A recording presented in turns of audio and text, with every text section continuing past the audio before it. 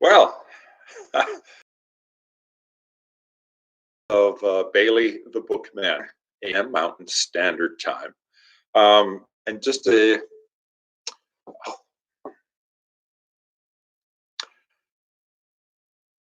quick shout out to the folks who helped me out with some of my beta testing here the past couple of days to get all of the comments sorted out, and they are working, thank goodness. And to that end, if you have a question or comment or want to say hello, please do so. I apologize in advance for some of the sketchy connections I have here with my crap Wi-Fi out here in the Real Business Park. Good news, fiber is coming soon. I cannot wait. Anyways, just a reminder, to be safe out there, be smart, be considerate. We all should be staying home unless otherwise directed by the nature of your work, or if you need to go get groceries. But if we self, isolate and social distance, that's going to really help put a lid on this pandemic.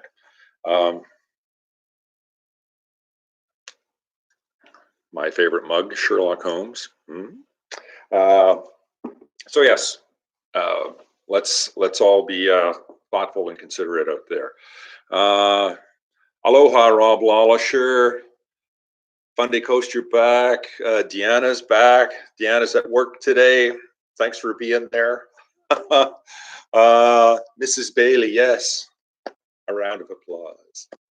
I have to tell you, I bought a turkey here a week or so ago because I went to the grocery store to grab a couple of packs of hamburger and some wieners and stuff. And I walk up and literally the meat cooler shelf thing from one end to the other was empty, except for some fake plant food things that were sitting over here very lonely all by themselves. I'm going, well, what are you going to do? That's when everyone was kind of panic buying. So as I turned to walk away, I looked and there was one of those little freezer units at the end of the aisle, and it was full of turkeys and they were on sale. I thought, why not? I'll grab a turkey. So the CFO, Mrs. Bailey, Deanna, my wife, whipped us up a wonderful turkey dinner the other night, and we had our mashed potatoes and gravy and turkey and cranberries and her very special broccoli dish that is just, I could just eat that every day for the rest of my life. So we were just getting a little creative and having a little fun, and it was wonderful. Thank you for Dee for whipping that up. Okay, so where was I? Yes, we're going to this morning, look at some science fiction pulp magazines from way back in the day. Now, I'm no expert on the history of all of those books in that era, but I do know that these magazines were instrumental in developing science fiction as a respected genre. Back then, it didn't have a lot of respect from critics and literary people and so on and so forth. They just kind of wrote it off as not great writing, and so it was the magazines were an opportunity for writers like Ray Bradbury and Lieb and tons of others. We'll look at some here in a minute, to get their work out there. And a lot of it was short stories, of course, because they were just like magazines, right? So and the artwork is phenomenal on these magazines, and it's one of the things that attracts me to them. I mean, the content is brilliant, but the artwork in and around it is just as brilliant, I think. Christmas dinner all over, yeah. Yes, it was. So, Christmas in March. And maybe that's what made it snow last night. It snowed pretty much all night. We've got, this much snow again, but it's beautiful, sunny day here in Alberta, big blue skies, and it's going to be up to +5 or so for the next couple of days. So it's all just going to go away. Okay, let me think here. Oh, I know, I have a question. So why did Shakespeare write in ink? Well, because he couldn't decide which pencil to use, to be or not to be. That's for you, Rob. Okay, so this is one of my funnest magazines, Pulp, science fiction Pulp magazine. This was published in June 1951. This is the British edition, and if you will notice, I'm going to unfold that because that probably doesn't work all that great. Right down here it says Dianetics, a new science of the mind. And if you didn't know, L. Ron Hubbard began his career as a science fiction writer. This is one of the first mentions of Dianetics in print. So pretty cool. And again, here, let's look at the artwork. Kind of a scary looking guy. Anything to keep you amused, Rob. So here's some of the writers that you would find in a typical edition of astounding science fiction. And this is from 1951. So Poole Anderson, Jack Vance, L. Ron Hubbard, of course. Just a handful of the writers that are in this particular issue. And you can see they called them pulp for a reason. The paper is not great. It often gets discolored because why would you print a pulp magazine in acid-free paper? Not that they were even doing that back in the 50s. So they're tough to find in really pristine condition. So you have to kind of take them as you find them. I mean, pristine copies are out there if you got the dough. Okay, we're going to put him back up here. Okay, I'm just going to randomly select one from up here. Let's see. So this is Fantastic Story magazine, 25 cents. I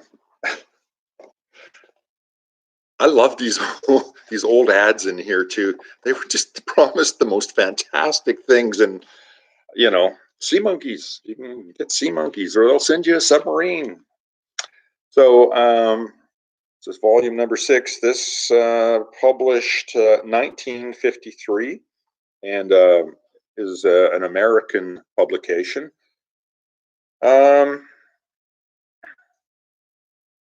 again, look at the artwork. If that wouldn't, kind of draw you in to see what was inside, I don't know what would.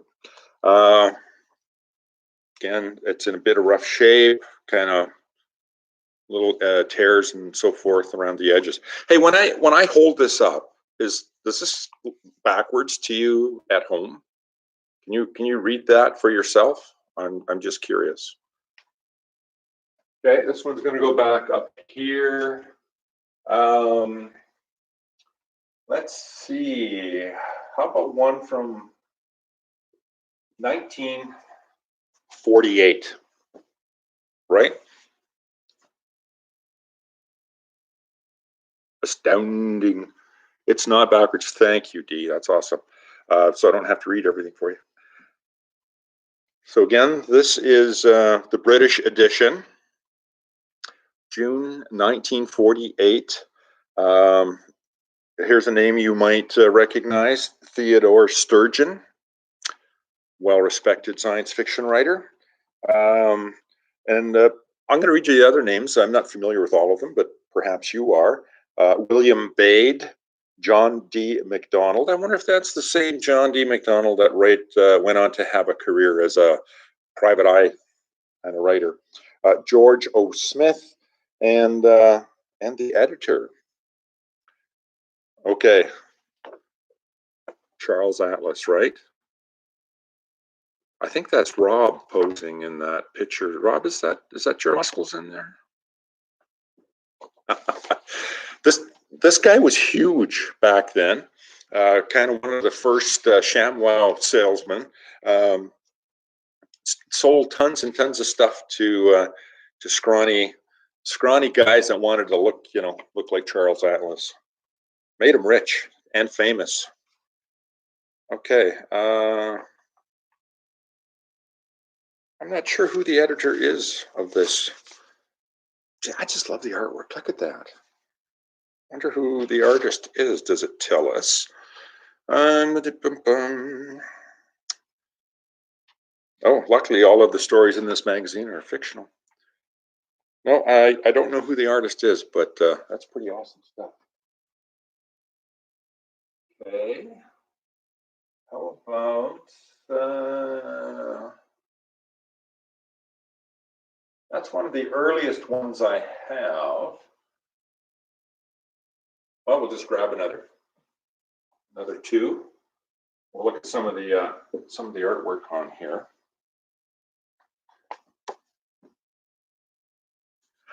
It's funny how they characterized rockets back then. They all, or many of them, had this kind of a look to them. Chiseled out of jello. Okay, well, keep your shirt on for us, will you? Oh, look who's back on the inside cover, Mr. Atlas. And okay, so this is from August 1947, Astounding Science Fiction, British edition. And the authors in this particular volume are Jack Williamson, Poole Anderson, and F.N. Waldrop, William Tenn, and Pendleton Banks. Familiar, of course, with Poole Anderson, but the other names I am not. And I mean, they packed a lot in there. So the size of the font is not all that. Was that a pic of Rob? No.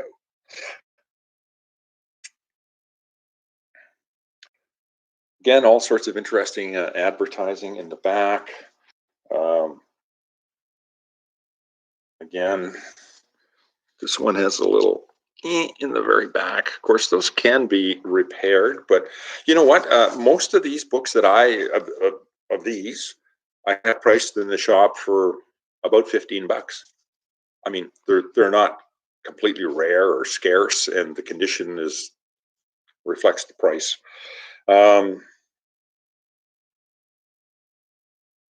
This one is July 1945.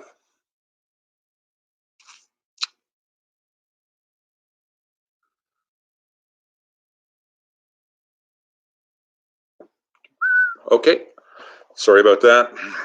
This one is from July 1945. Kind of some cool artwork. And it's interesting that these publications existed both in North America and in Europe. So the authors in this one are Louis Paget, one of my favorites, A.E. Van Voigt. So, okay, do we have anyone of Dutch descent or from that part of the world that might help me with the pronunciation of his last name? So it's A.E. Vanvogt. So is that Van Voigt? Van Vogt? Help. Is it like Voigt? Voigt? Or V-O-T? Vogt? I don't know. I've never heard it pronounced. And I have another, speaking of Mr. A.E., I brought some of my book that I got hooked on him when I just picked up a copy of Voyage of the Space Beagle one day. I'm going to read it. So these are some of the other titles of his. The War Against the Roll, R-U-L-L. And these are book club editions, because his first edition stuffs are really hard to find, and when you do, they're really expensive. Here's another book club, the Mind Cage. Interesting artwork on that one, and you'll notice it's all AE, right? Here's from the Science Fiction Book Club, so you can see how much condition can affect the price of a book or a publication. But you'll notice it says Home of the Gods, but they got his initials wrong. Here it says E.A. Van Boink. Anyone going to help me out with the pronunciation of that? Isn't that neat? That imagine, yeah, in my wingback chair over in the corner here, and read that. We'll see how it goes. Okay. Now some other science fiction type books, things that I really like. Again, from my collection at home, Ronald Wright. This is called a scientific romance, which sometimes was a phrase used to describe science fiction way back in the day. I'm talking, H.G. Wells and that sort of time period, late, 1880s, 1890s. Mr. Wright, who is a Canadian, by the way, and a very, very good writer, he writes about all sorts of things. He took a stab. This is kind of a sequel homage to The Time Machine. And if you want to read a really, really good book about, and you like H.G. Wells, or maybe even if you don't, but if you like H.G. Wells, you'll love this book. He ties it all in so well. And the premise is in that 1999, Wells's machine reappears, finds the machine, and goes on an adventure. Okay.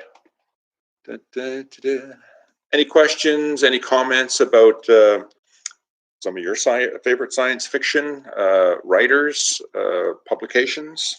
Of course, I mean, sci-fi has gone on to become a very well-respected genre. Huge. Publishing houses that are dedicated to publishing only science fiction and fantasy kind of related titles. So let me know if you have a favorite publishing house. Oh, look at that.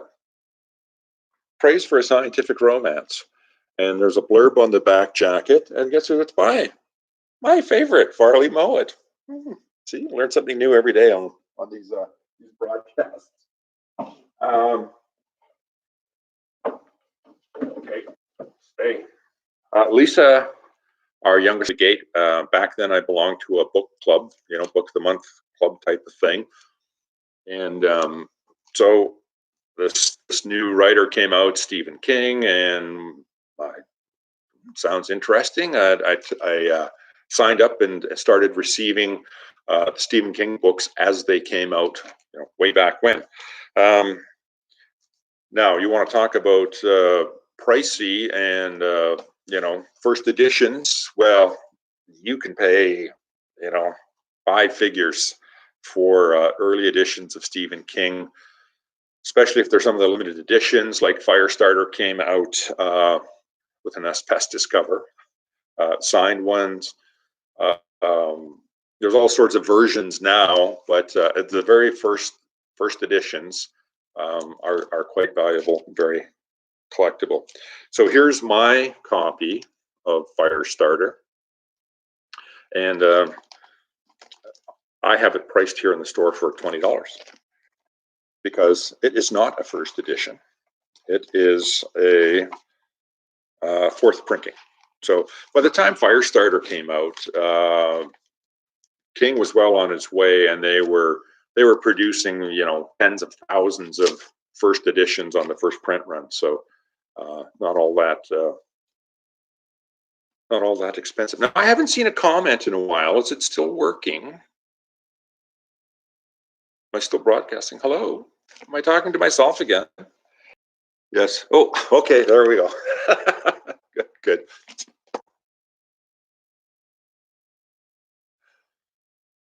Yeah. As soon as I say that, oh, your connection's unstable. You're going to see unstable in a minute. A new novel by the author of Carrie and Salem's Lot.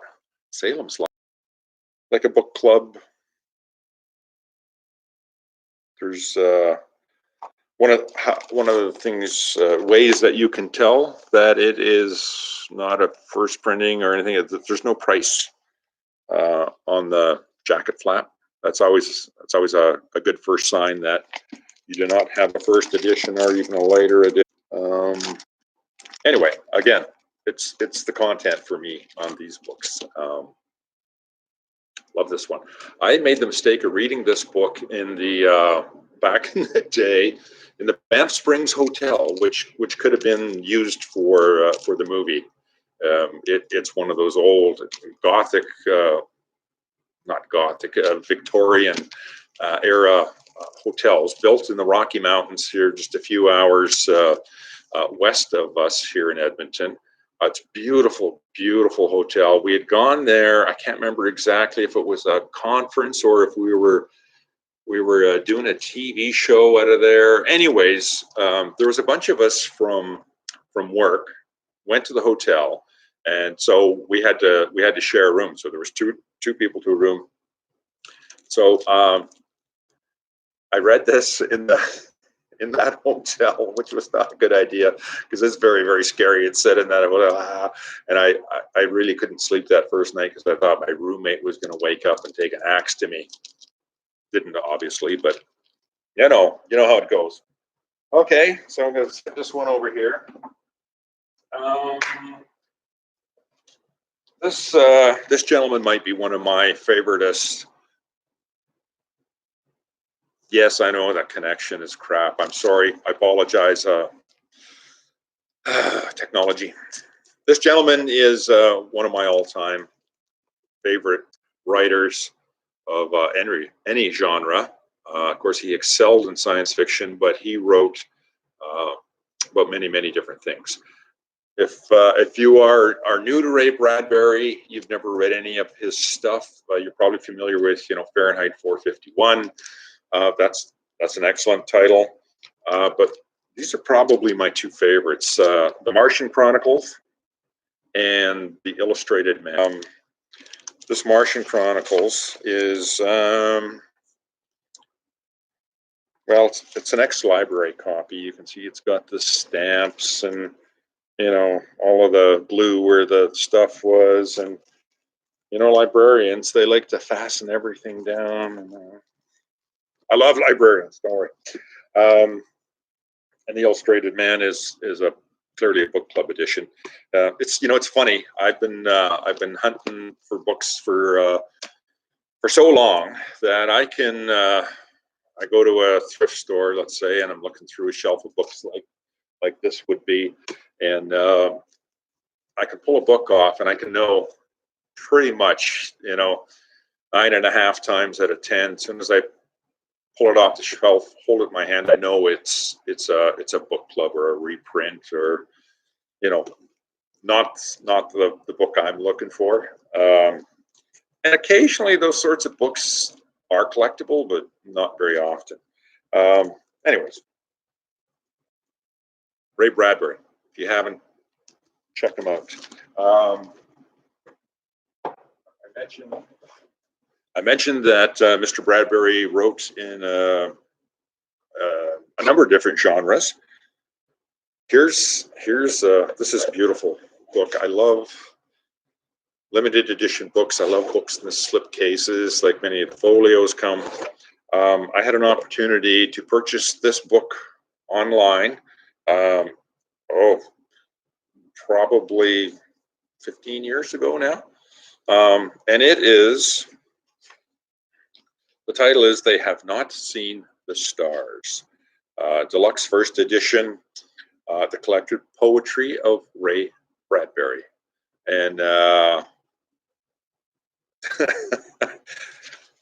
so this is, there's only 200 copies of this book printed. It says right here, limited to 200 signed and numbered volumes. This is number 152, and there is the late great Mr. Bradbury's signature. And it's all poetry, and it's now I'm not much of a person to grab a poetry book off the shelf, sit down, and start reading, but I really enjoy much of the work in this book. It's and it's, you know what, you should maybe step outside of what you normally read every now and again and explore a little bit. But I just love this book. It's I don't know if fetish is too physical book as an as an object. I love all of the especially love when they're signed. I'm going to put this back in our case so that it remains protected. Publisher of the Pulp magazines. It's called If. Worlds of Science Fiction. This is October 1955. It's a smaller format.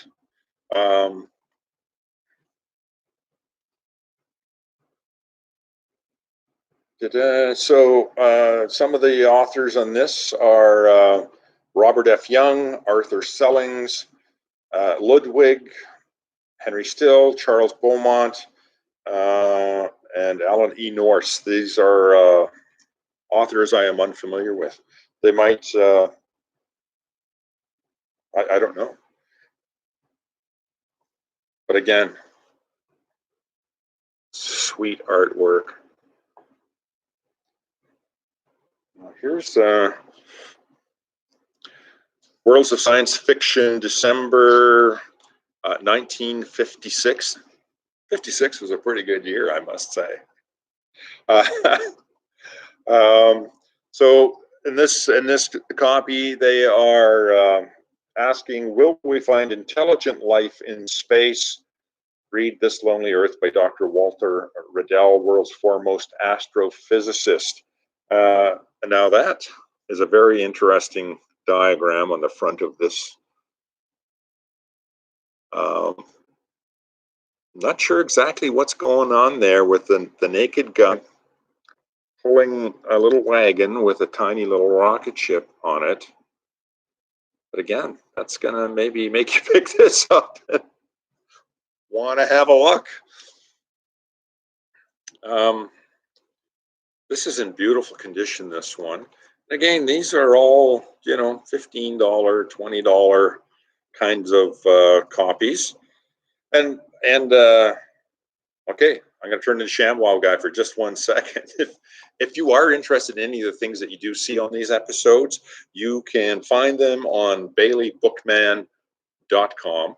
They're all available to order online, and I'm still able to ship. They're all cleaned up and disinfected before we wrap them, ship them off. So yeah, and also you can check all the stock in the store. Pretty much, I have listed there. Okay, back to our regular scheduled programming. So, excuse me, Mars. And of course, you can explore Mars and visit there by purchasing the books. Good idea. Okay. Now, where we're at with the COVID crisis. But one of the things I do on a regular basis is hunt for books. An amazing writer. And so many of his titles have been kind of reimagined and turned into films the past few years, some more than once. Anyways, he's quite collectible. He passed away a number of years ago. So his his first editions, very valuable, very collectible.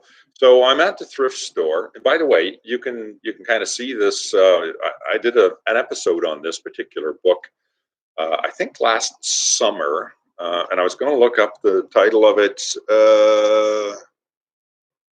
but I didn't. I can't remember it. Rob, do you remember what one it was? I did an episode when I found this copy of Philip K. Dick's very first book, which came out in paperback, and that actually wasn't unusual for many science fiction writers back in the day. That their very first book that was published was a paperback, because again, why would you publish science fiction in a hardcover, right? It's just that. So, so I'm at the thrift store. I'm going through the shelves. I'm looking, and I look over, and I see Dick, Ubik. What? Now, my first clue, and I kind of.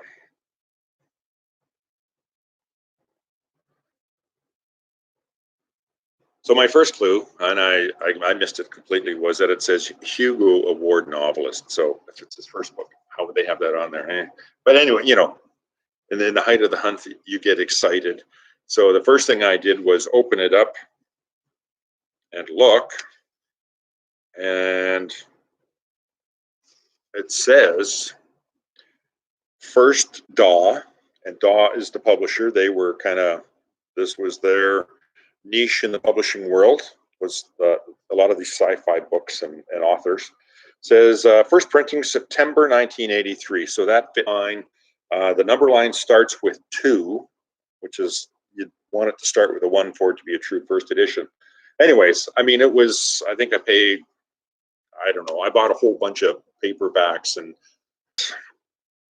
previous like bookstore stamps, and they're like, who the hell does that? Paid, really? And big stamp. How about just, oh, thank you, here's your book? No stamp. Anyway, I brought it back to the store here, started doing my research, and it's not a first edition. If it was, I would have more of these shirts. The very first edition came out in what they call doubles. So this would be on this side of the book, and then they would attach a second one to the back by a different author, and you would have, two novels in kind of one book, and that was the format that this came out in the first time. But anyway, I mean, I still have his first one, so it could be yours for $10. Oh goodness. All right. Unless you want to look at anything else in particular, and yes, we can do this all day. The other day, someone asked, we were talking about my bookbinding and repairs and that part of the business that I do here in the store. And I was requested to bring in some of the books that I have bound. So I've done that. So well, let's have a look at those. Let's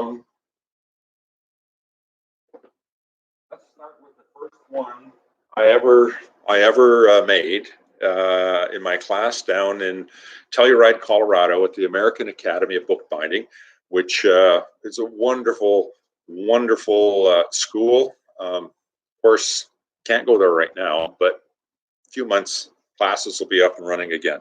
If you have any inclination or desire to learn bookbinding, I cannot recommend the American Academy of Bookbinding high enough. The level of instruction is really second to none. The instructors are all world class and the very nicest people you'd want to meet. When I went, I had less than zero experience in bookbinding, not a clue. And I was upfront when I applied. I said, no, I never done this. I just want to learn. So, and they still accepted my application. I went down and I was talking to Don, our instructor, Don Glaister, very nice man, very knowledgeable, very talented. And we're having a little quick chat. And so he says, "So Barry, you work with crafts, you do anything with your head?" And the drywall, does that count?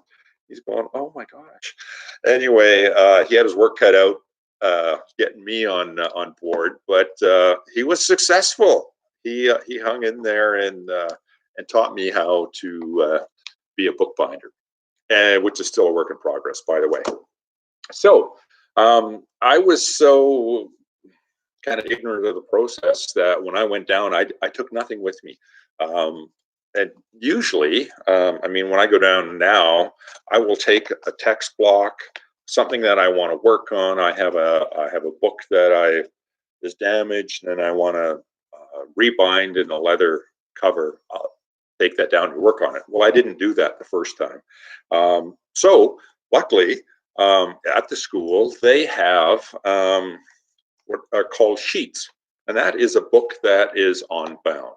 So it just comes in a stack of paper, excuse me, in sections, and that's where you start. So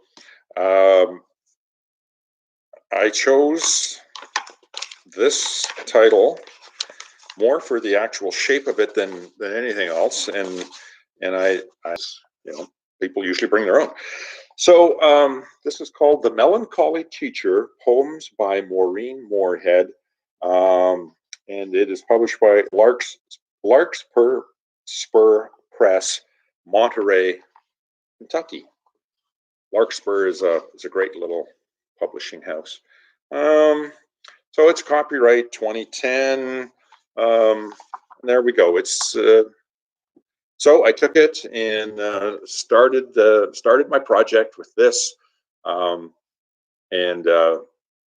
I'm not going to go through the whole bookbinding process right now, obviously, but you sew the text block. You see how the boards curve in like much on the rear board. Sorry, getting too picky. So it's 3/4 leather, which means that this is leather on the spine, and we have leather on the corners. Now, you can see this one is the right shape. The one here on the back is not. It's much longer than that one. These two match up a little bit better, but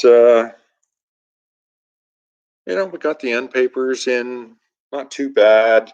Got it all done, complete. Hey, I made a book first time out of the gate, so I was quite happy about that. So that's the first book that I ever bound. Here, okay, a book that I bound for Deanna, not this past Christmas, the Christmas before. And Deanna is well known for her love of shoes. So this is modeled on an actual pair of shoes that Deanna owns, and they're really quite nice. She looks great in them. And purple's her favorite color. So I created this entire book from scratch. There's no titles on it yet. I know. I'll get around to titling all of these books now that I have my new tools. So it's a very nice black Morocco end papers. These were custom made. You will not find another set of end papers like that anywhere on the planet. So you bind in some of the free end papers, which I've got some really nice stuff. And so this is a journal. And it says Deanna's journal. And those two boys, that guy is Charlie, and this guy is Sam.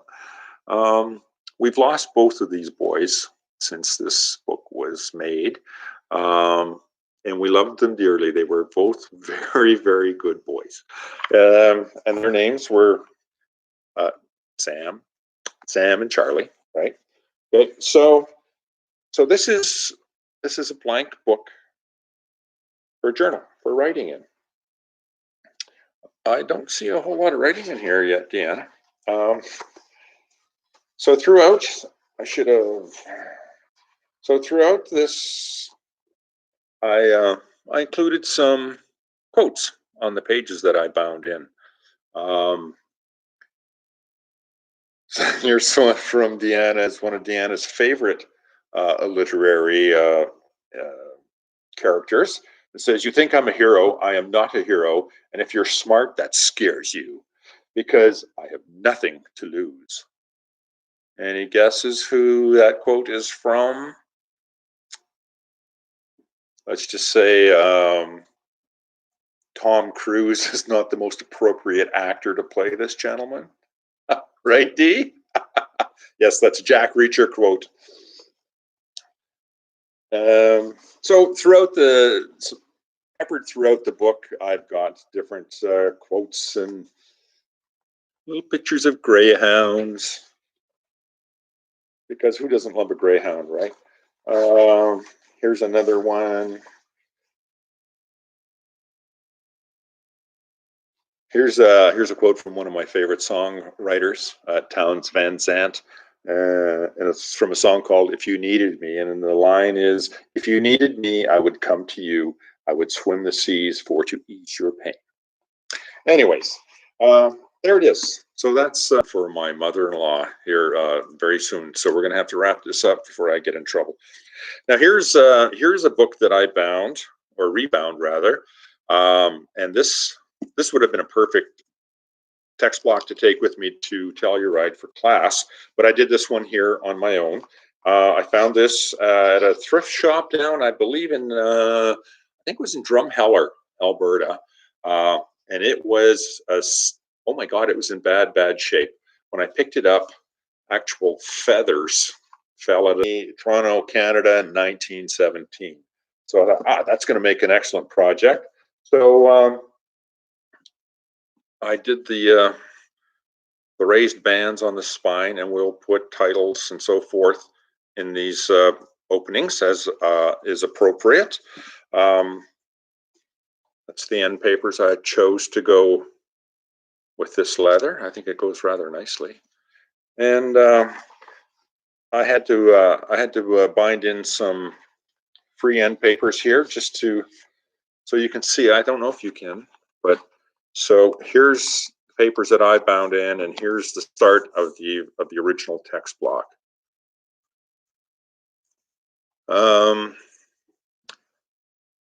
Yes, well, thank you, Rob. I appreciate you saying that. It's a good-looking book. I put a lot of love and effort into that shoe book.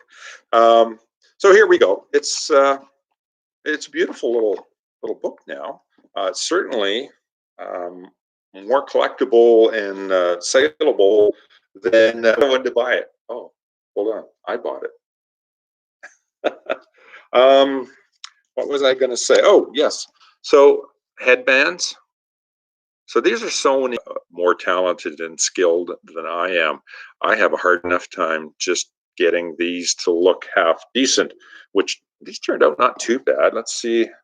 Okay, we won't look at that side. Okay, titles to come on this puppy. Here is a book. I don't know. So if you can see all the tooling in here. There, maybe that's a bit better. So these are just geometric shapes that I embossed with a hot tool. This is very stressful kind of work because, dang, there you go. So if you make a mistake, whoop, it's really difficult to get out or to fix. So as Don would say in class, you can't fix it, feature it. Thank goodness I did not make any mistakes on this work.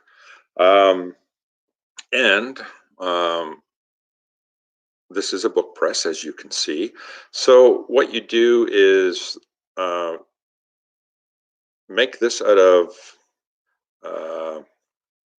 archival, like museum board. And you can decide how thick or how thin you want to make that. You glue it to the board before you apply the leather, and then the leather comes on over top, and then you go around very carefully and make it pop out a little bit, right? It's kind of fun work. I'm glad you like it, Dee. Here's the end papers I chose. I picked out some really nice, it's almost like a rag type of paper for the end papers. And I bought this particular book in sheets in Telluride. And it's called Bookbinding and Conservation, a 60-Year Odyssey of Art and Craft by Don Etherington, who is had a very instrumental role in Alberta, in the American Academy of Bookbinding. And Don is a world-renowned and well-respected bookbinder. And I've had the great fortune to meet him a number of times. His wife is also an instructor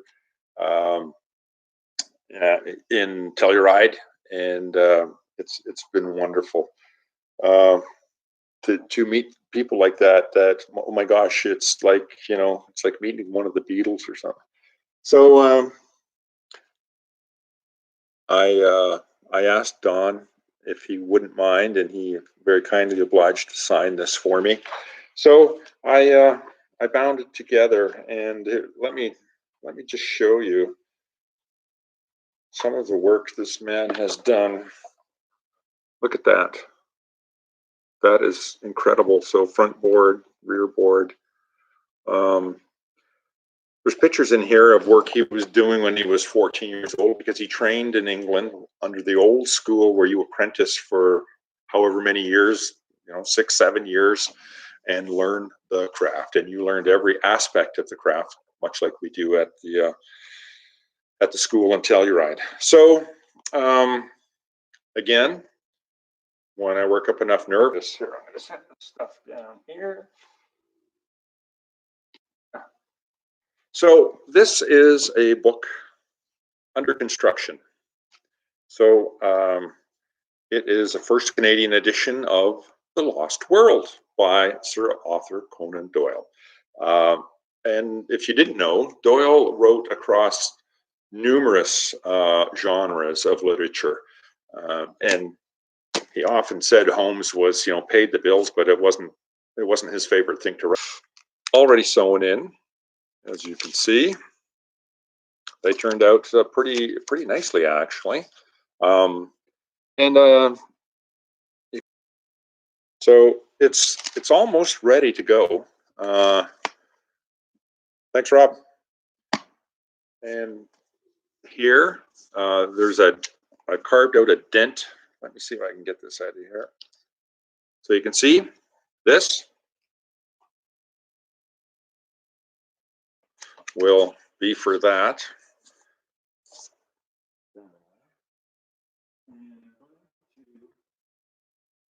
Cover it. This is what the leather looks like.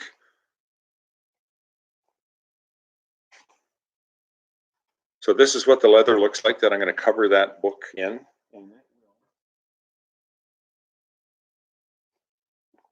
It will wrap around like so. We'll have our raised bands. We have our little dent in there. This will attach. So this is one of the things I am going to finish here before the end of April. Uh-oh, I said it. I guess I'm going to have to do it. Okay. I'm going to wrap up there for now. Really appreciate everyone watching today. Thank you so much. And just a reminder, I'd really like to encourage you to support your local businesses any way that you can. Maybe it's a gift card, maybe you can order something online or have something delivered. Even moral support. If you know, just let them know you got their back. We're going to be here for you. that would be really helpful. You know, as a small business owner myself, it's kind of weird times, and not too distant future. And you know what? We can just hang in there, do it together, support each other. It's all going to be good. Thanks very much for watching this live episode of Bailey the Bookman. I will be back Thursday morning this week, 10:30 a.m. Mountain Standard Time, and we'll talk about something else. I'm not sure exactly what yet. If you have suggestions, by all means, send me a note. You can email me at baileybooks@telus.net. That's TELUS, TELUS.net. Or go to my website, baileybookman.com. Again, all of the stock in the store is available there, and you can peruse, look through, whatever you like. And if you don't mind, subscribe to the channel. It's free. What do you get for free these days? Okay, that's it. We'll see you Thursday morning. Thanks for tuning in.